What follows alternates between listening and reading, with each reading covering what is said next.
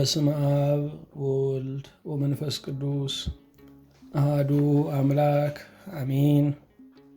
እንደምን አመሻችሁ፣ እንደምን ሰነበታችሁ። ምሕረቱ ብዙ የሚሆን በቸርነቱ ይህንን ቀን ያዘዘልን እግዚአብሔር ስሙ ብሩክ ቅዱስ ውዱስ ስቡህ ይሁንልን። በእግዚአብሔር ቸርነት የትምህርታችን ርዕስ ምክር ለወላጆች የሚል ነው። የሐዋርያው የቅዱስ ጳውሎስ መልእክት ወደ ኤፌሶን ክርስቲያኖች የተላከ ምዕራፍ 6 ቁጥር 4 ላይ ያለውን የእግዚአብሔር ቃል በጸሎት መንፈስ ሆነን እናነበዋለን። እናንተም አባቶች ሆይ ልጆቻችሁን በጌታ ምክርና በተግሣጽ አሳድጓቸው እንጂ አታስቆጧቸው። ሁሉንም የምትይዝ ሁሉንም የምትገዛ በዳርቻዎች አዛዥ በጥልቀቶችና በምጥቀቶች ሁሉ ናዛዥ የሆንክ እግዚአብሔር ክብር ምስጋና ላንተ እናቀርብልሃለን።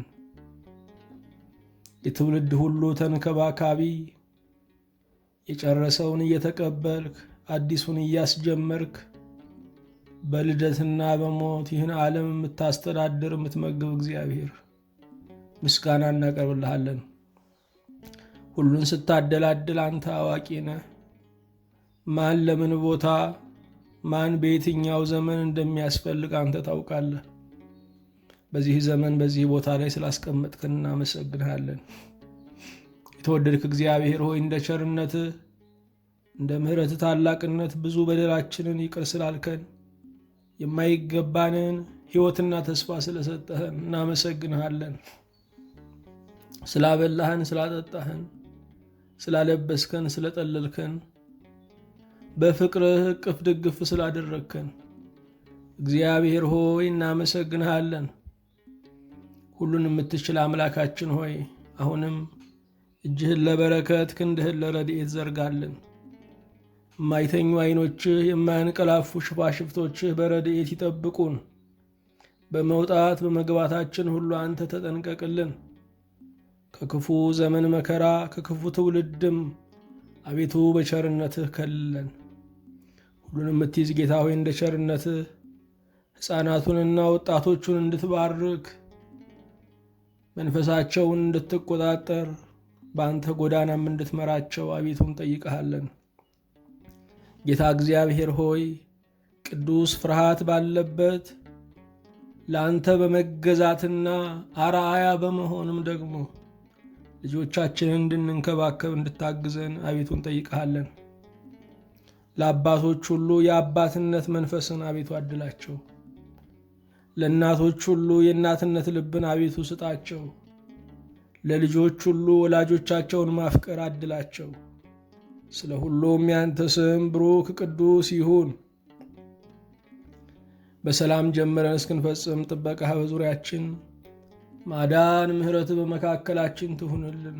በአንዱ ልጅ በኢየሱስ ክርስቶስ በእርሱ ያለ ክብር ጽላንተ ይገባሃል። ከእርሱ ጋራ ከመንፈስ ቅዱስም ጋራ ትክክል የሚሆን ዛሬም ዘወትርም ለዘላለሙ አሜን። የእግዚአብሔር የአምላካችን ስሙ የተመሰገነ ይሁን።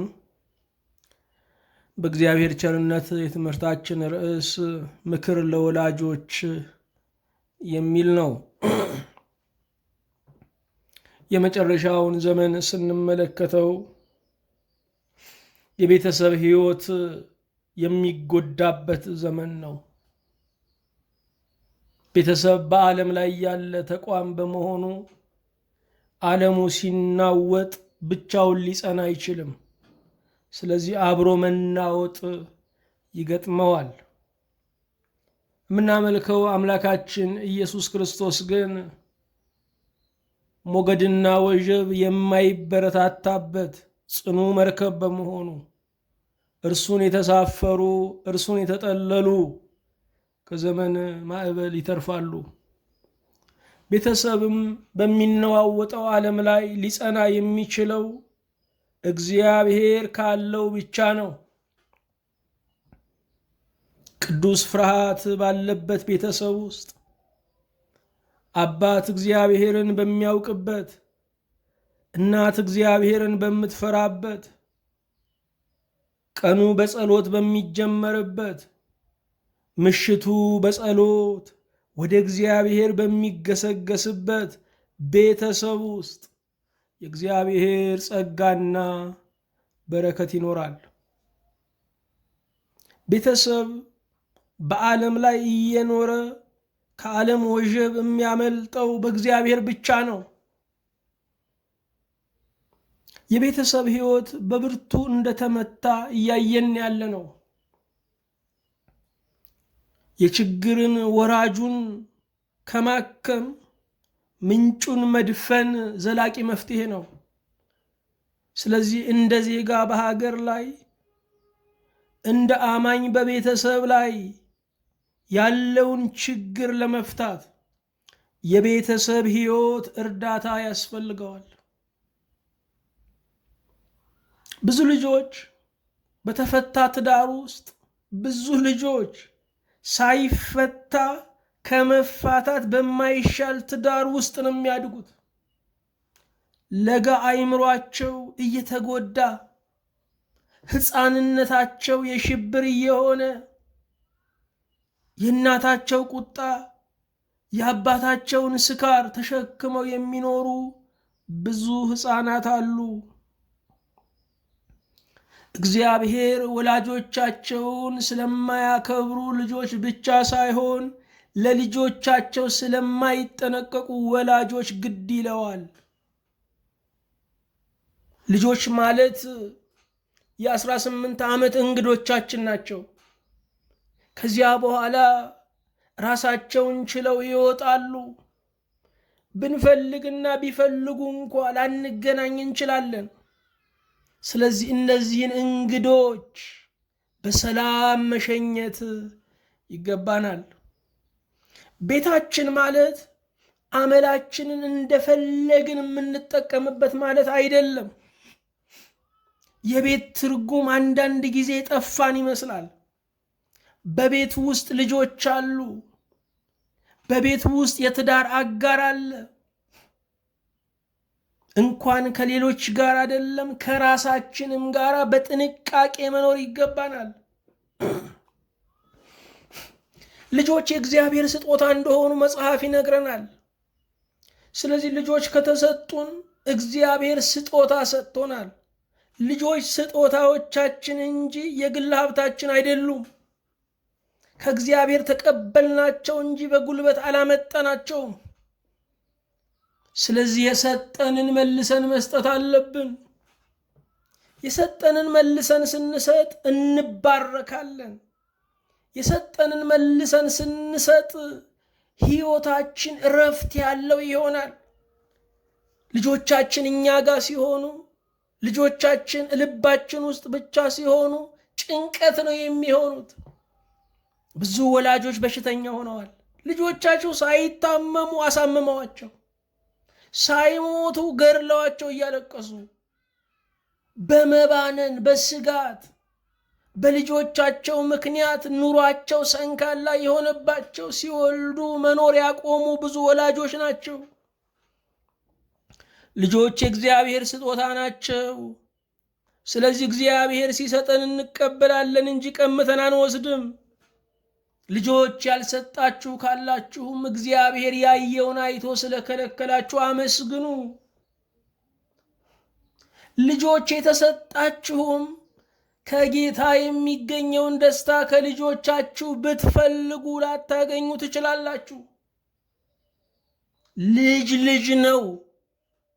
ስለዚህም እናንተ ስትወዱት ላይወዳችሁ፣ እናንተ ስታስቡለት ላያስብላችሁ ይችላል።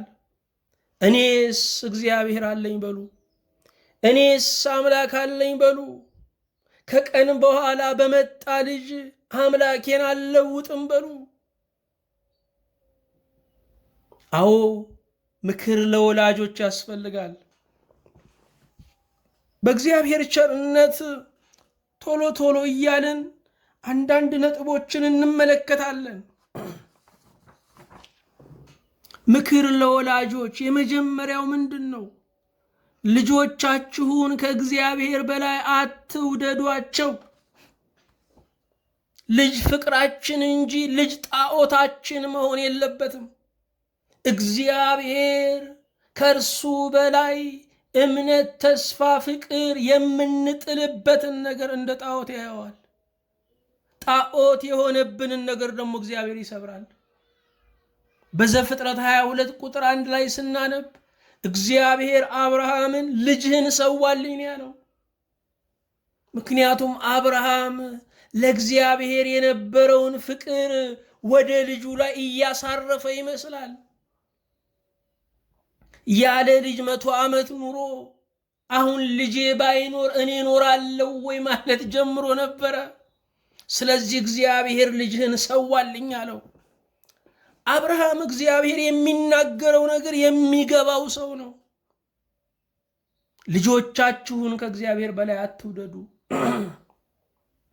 ለብዙዎቻችሁ ልጆቻችሁ ጣዖቶቻችሁ ናቸው። እግዚአብሔር ይህንን አይወድም።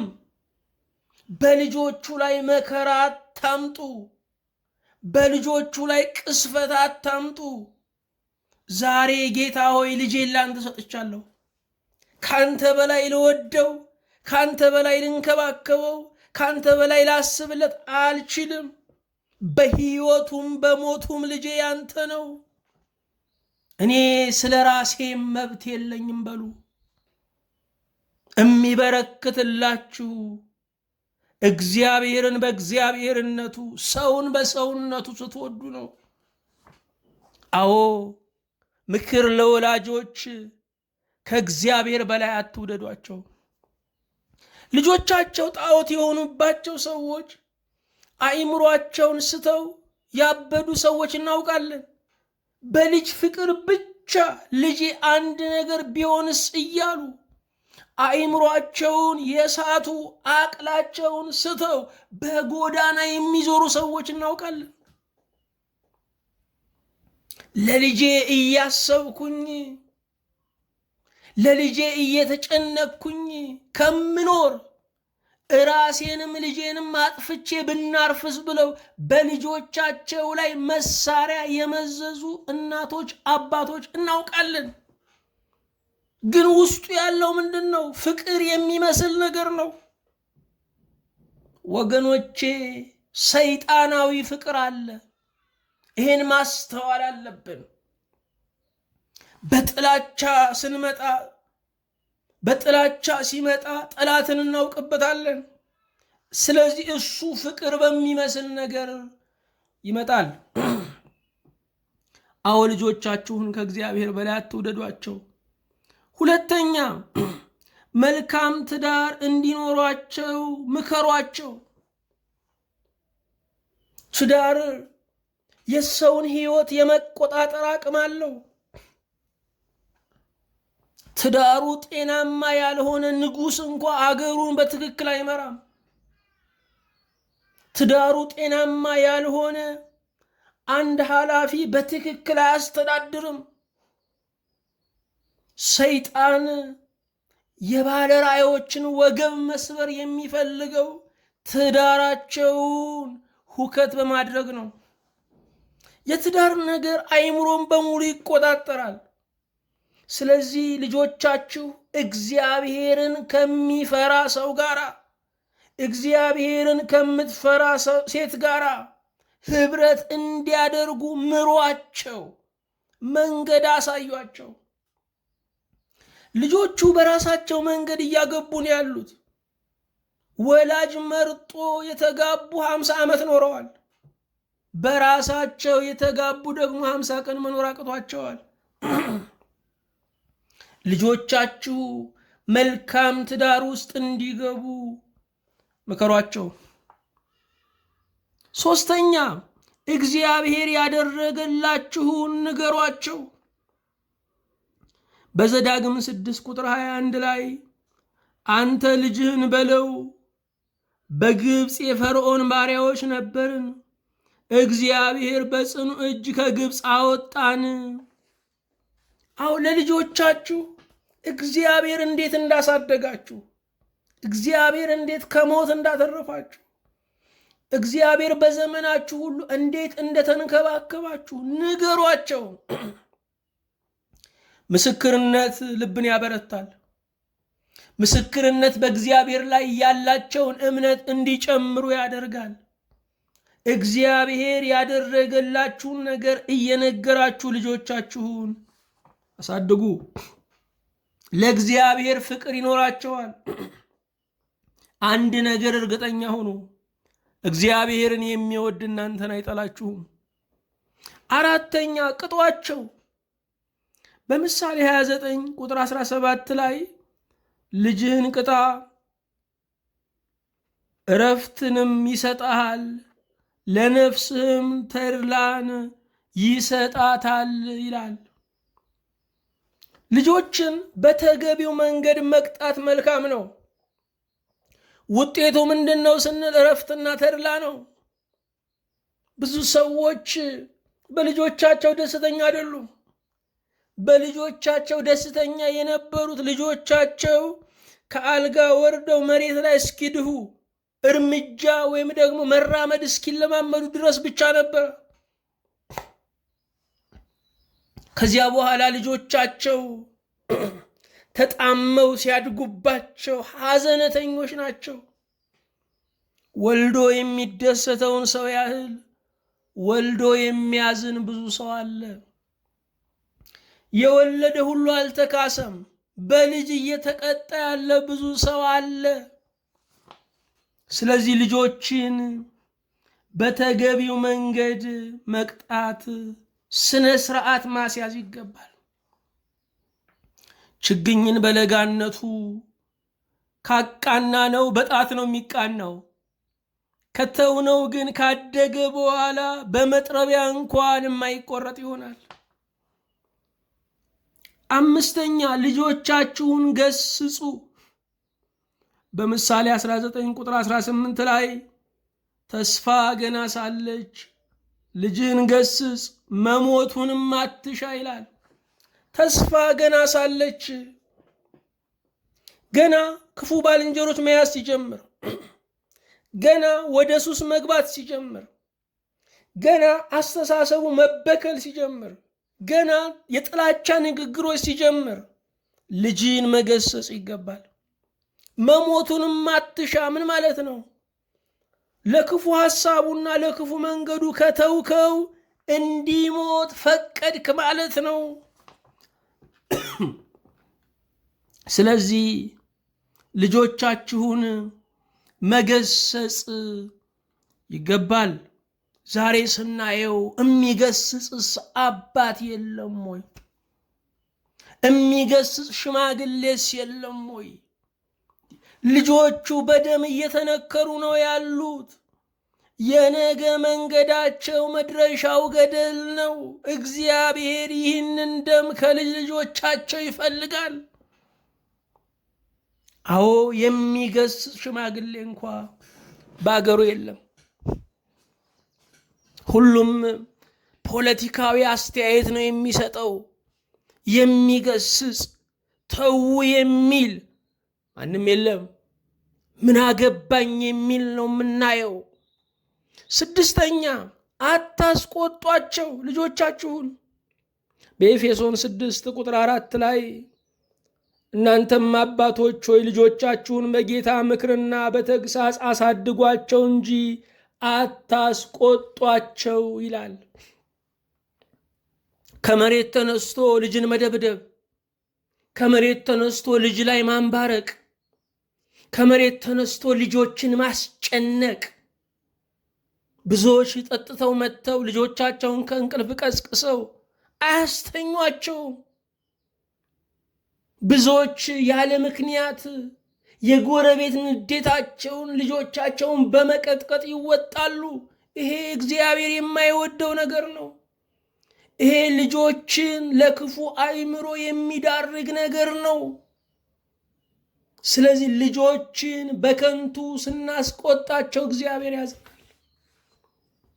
ወላጆች የሚወዱት ጥቅስ አባትና እናትን አክብር ነው። ይህንንም ውደዱት፣ አታስቆጧቸው የሚለውንም ትእዛዝ ውደዱት። ምናልባት የሥራ ጫና ሊኖርባችሁ ይችላል። እናንተ ደክሟችሁ ስትመለሱ ልጆቻችሁ እናንተን ማቀፍ ነው የሚፈልጉት። በዚህ ጊዜ ልትገፈትሯቸው ትችላላችሁ። ሲወለድ ግን ይሄ ሁሉ ታስቦ ነው። መውለድ ማለት ተጨማሪ ኃላፊነት እንጂ ረፍት አይደለም። እናንተ ለልጆቻችሁ ትኖራላችሁ፣ ልጆቻችሁ ግን ለራሳቸው ነው የሚኖሩት። ሰባተኛ አታበሳጯቸው።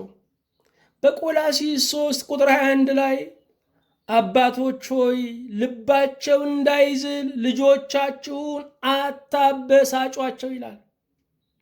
በጨዋታም እንኳ ቢሆን ልጆችን ማበሳጨት ተገቢ አይደለም። የማይወዱትን ነገር እየቀሰቀስን ልጆችን ማበሳጨት ጥሩ አይደለም። ምክንያቱም ልጆች ሲበሳጩ በአቅማቸው መጠን ነው አይምሯቸው እየተጎዳ የሚመጣው።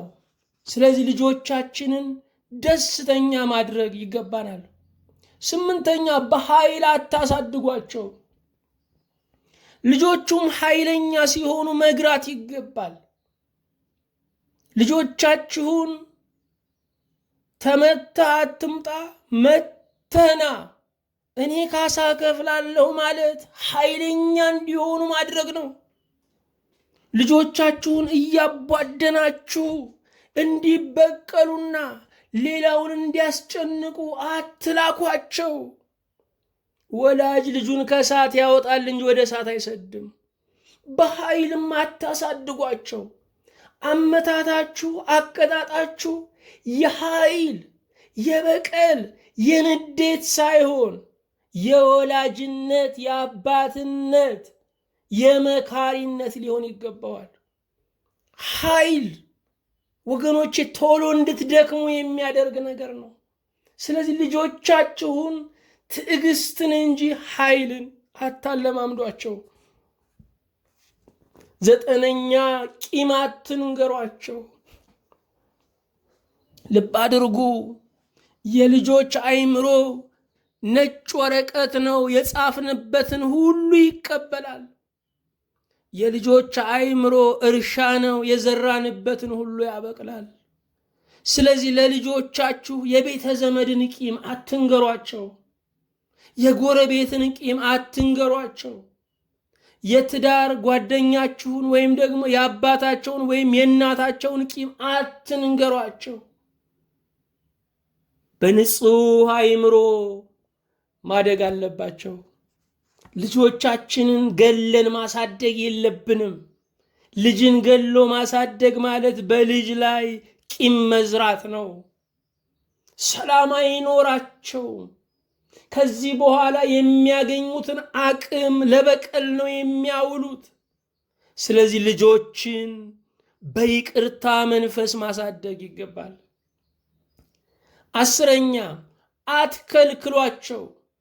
በማቴዎስ 19 ቁጥር 14 ላይ ነገር ግን ኢየሱስ ሕፃናትን ተዋቸው፣ ወደ እኔ ይመጡ ዘንድ አትከልክሏቸው፣ መንግሥተ ሰማያት እንደነዚህ ላሉ ናትና አለ። ልጆችን ወደ ክርስቶስ ሲመጡ መከልከል ተገቢ አይደለም። ወደ ቤተ ክርስቲያን ሲመጡ መከልከል ተገቢ አይደለም። ልጆች የእግዚአብሔርን ቃል እየተማሩ ማደግ አለባቸው። በትምህርታቸው ሰነፍ ይሆናሉ ነው የሚሉት ብዙ ወላጆች። አትኩሮታቸው ወደ እግዚአብሔር ቃል ከሆነ ትምህርቱን ይጥላሉ ነው የሚሉት። ዛሬ ሀገር የሚበጠብጡ ሰውን በብልት በብልቱ እንዲቆራረጥ እየመከሩ ያሉ ዶክተሮችና ፕሮፌሰሮች ናቸው። መማር ያለ ክርስቶስ ከንቱ ነው። መማር ያለ እግዚአብሔር መደንቆር ነው። ስለዚህ ልጆቻችሁን ወደ እግዚአብሔር አምጧቸው። የእግዚአብሔርን ነገር ሲፈልጉ አትከልክሏቸው። ወላጆች ተቃዋሚ አትሁኑ። የእግዚአብሔርን ቃል ከከለከላችኋቸው አደንዛዥ ዕፅ መከልከል አትችሉም። ገዳይነትን መከልከል አትችሉም። አመፃን መከልከል አትችሉም። እግዚአብሔር ካልገዛቸው የማይገዛቸው ነውር የለም። 11ኛ እምነት አታሳጧቸው። ልጆቻችሁ እምነት የሚያጡት በምንድን ነው?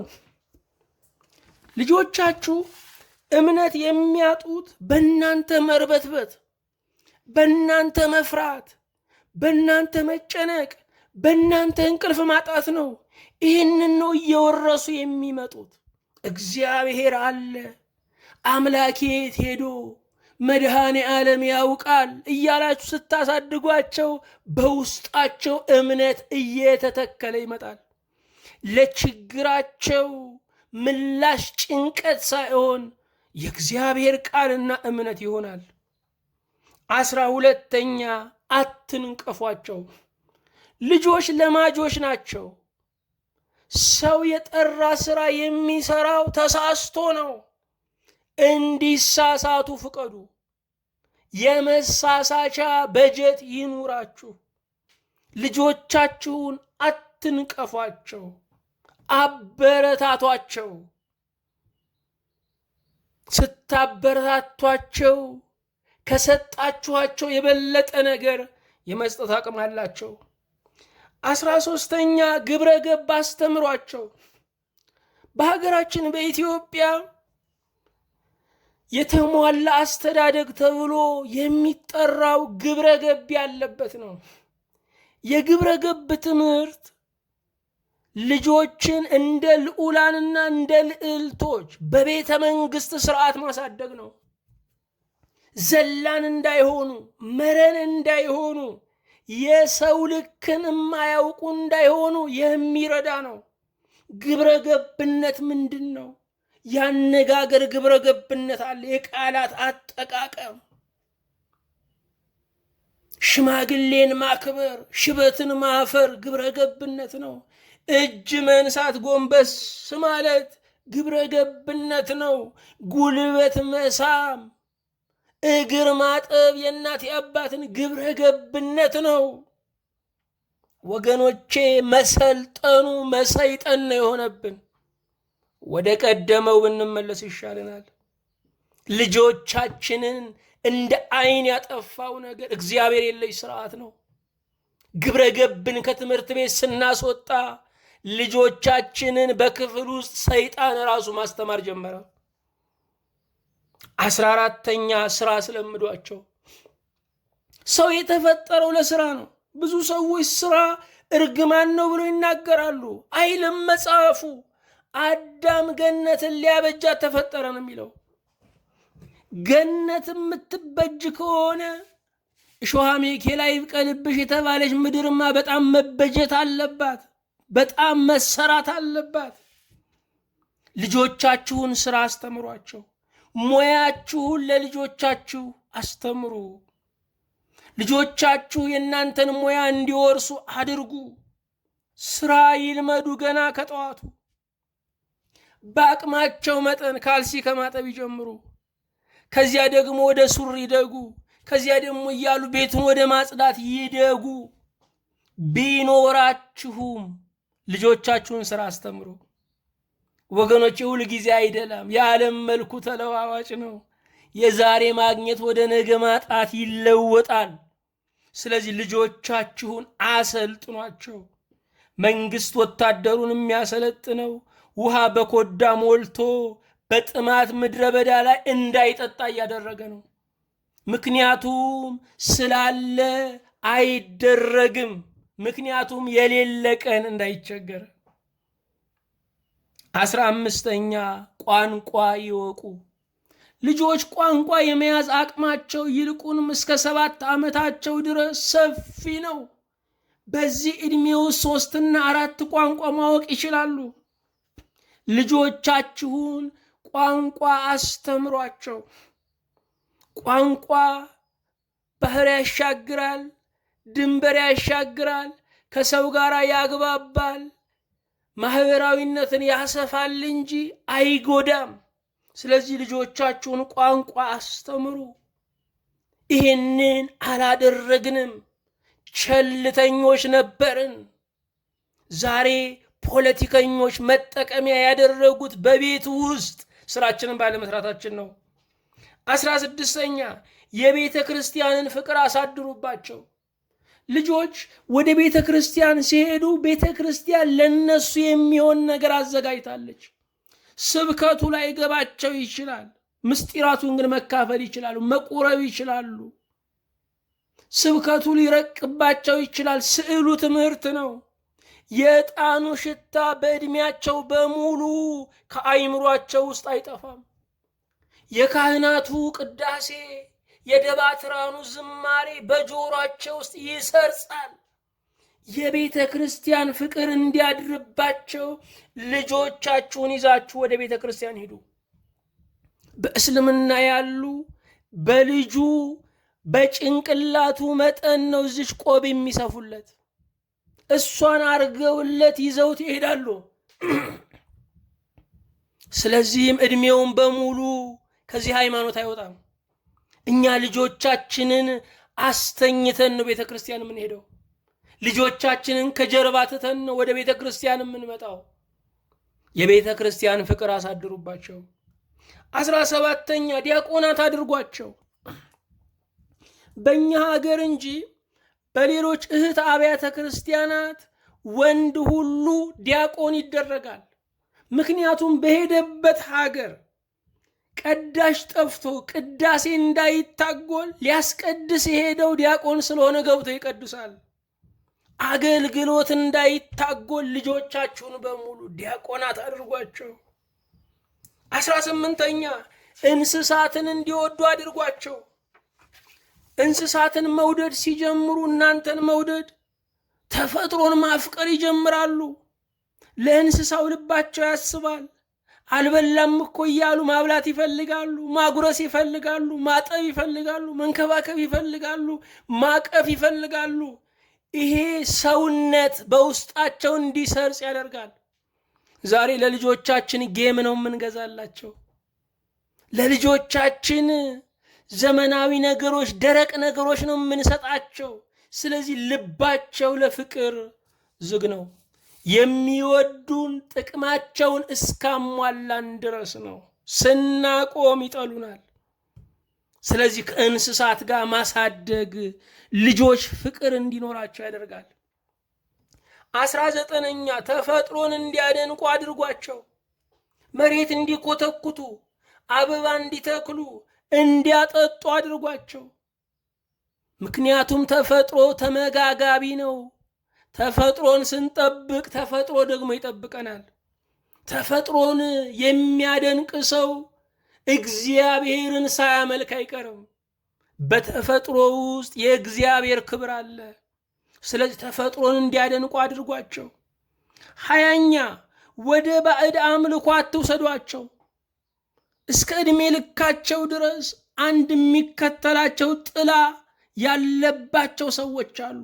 በልጅነት ዘመናቸው ወደ ባዕድ አምልኮ የተወሰዱ ሰዎች ናቸው። ስለዚህ የልጆቻችሁን ጠዋት አታበላሹት። ልጆቻችሁ እድላቸው እንዲቀና ትምህርታቸው የፈጠራቸው አምላክ የት ሄዶ? ወደ ባዕድ አምልኮ አትውሰዷቸው። ትምህርት እንዲገባው እያላችሁ አንዳንድ ነገር አትጋቷቸው። ትምህርት ገብቶት ነገር ግን አይምሮ አይሰራም። ምን ጥቅም አለው? 21ኛ ድሃን እንዲወዱ አድርጓቸው። ድሃን እንዲወዱ የምታደርጉት በተግባር ነው። ሁል ጊዜ ከቤት ይዛችኋቸው ስትወጡ ይሄ ለድሃ የምትሰጠው 1 ብር ነው፣ 5 ሳንቲም ነው ብላችሁ ኪሱ ውስጥ ክተቱ። ድሃን ሲያይ በልስጥ በሉት። በዛው መስጠትን ይለማመዳል። አለበዛ እናንተም የቸገራችሁ ቀን አይሰጣችሁም። ማጣት ምን መሆኑን እያወቀ ማደግ አለበት። 22ኛ ዘመድ አስተዋውቋቸው። ተለቅ ያለ ሰው ሲመጣ አጎት ነው በሏቸው። ተለቅ ያለች ሴት ስትመጣ አክስት ነች በሏቸው። አዛምዷቸው። እኛ ያደግነው እንደዚህ ነው። መንገድ ላይ የሚገኘውን በሙሉ አጎት ነው፣ አክስት ነው። ይሄ ለምን ይጠቅማል ቢባል ይሄ ሁሉ ዘመዴ ነው ብለን እንድንተማመን በድፍረት እንድንወጣ ያደርገናል። ስለዚህ ልጆቻችሁ በሚኖሩበት ሀገር ድፍረት እንዲሰማቸው ሁሉ ዘመድህ ነው በሏቸው። 23ኛ የአገር ፍቅር አስተምሯቸው። ሀገር ለምንም ባንፈልጋት ለመቀበሪያ እንፈልጋታለን። ሀገር ስጦታ ነው። ኢየሩሳሌም ብረሳሽ ቀኜ ትርሳኝ ተብሏል። ኢትዮጵያ ሆይ ብረሳሽ ቀኜ ትርሳኝ ማለት አለብን። የሀገር ፍቅር፣ የእግዚአብሔር ፍቅር ያለው ሰው የሀገር ፍቅር አለው። ሀገር ልትወደድ ይገባታል። የሀገር ፍቅርን ማስተማር እጅግ ወሳኝ ነው። 24ኛ በእነርሱ ፊት አትጨቃጨቁ። ልጆች ወላጆቻቸው ሰላም ሲያጡ፣ እናትና አባታቸው ሲጨቃጨቁ በብርቱ ይጨነቃሉ። በዚህ ምክንያት ጭንቀት በውስጣቸው እያደረ ይመጣል። ዕድሜ ልካቸውን ሰባራ ሆነው ነው የሚኖሩት። ስለዚህ ትንሽ አእምሯቸውን እባካችሁ አትጉዱ። ያልተግባባችሁበት ጉዳይ ካለ ከቤት ውጭ ከልጆች ባሻገር ተነጋገሩ። በእንግዳ ፊት እንደማትጨቃጨቁ ልጆቻችሁ የ18 ዓመት እንግዶች ናቸው። በእነሱ ፊት አትጨቃጨቁ። 25ኛ ሚስታችሁን አትምቱ። ልጆች በአባታቸው ተስፋ የሚቆርጡት እናታቸውን ሲመታ ሲያዩ ነው። ለአንተ ሚስት ብትሆን ለእርሱ እናቱ ነች። ያቄምብሃል፣ ይጠላሃል። የሚያሳዝነው ነገር ደግሞ እሱም ሚስቱን መደብደብ ይጀምራል። ምክንያቱም ትዳር እንደ ዕድል ሆኖ ወደ ልጆች የመሄድ አቅም አለው። ስለዚህ የልጆቻችሁንም ትዳር እንዳታበላሹት። ለልጆቻችሁ ባልነት ማለት መማታት ነው የሚል ነገር እንዳታስጨብጡ፣ በምንም መንገድ እንዳታደርጉት። 26ኛ የባላችሁን ክፋት አትንገሩ። እናቶች ለልጆቻችሁ የባላችሁን ክፋት አትንገሩ። ወገኖቼ ሁሉም ነገር በጊዜ ይገለጣል። ተግባር ራሱ ይናገራል፣ ይደርሱበታል፣ ማን መሆኑን ያውቁታል። እናንተ ግን አትናገሩ። ይሄ ክብራችሁን ከፍ ያደርገዋል። 27ኛ መጽሐፍት ማንበብ አስለምዱ። እኛ ልጆቻችንን የምናስተኛው እሹሩሩ እያለ ምንድን ነው እሹሩሩ? ሌሎቹ መጽሐፍ እያነበቡ ነው ልጆቻቸውን የሚያስተኙት። ይኸው የምታዩት ነው። በሌላው ሀገር 5 እና 10 ሚሊዮን ኮፒ መጽሐፍ ይታተማል።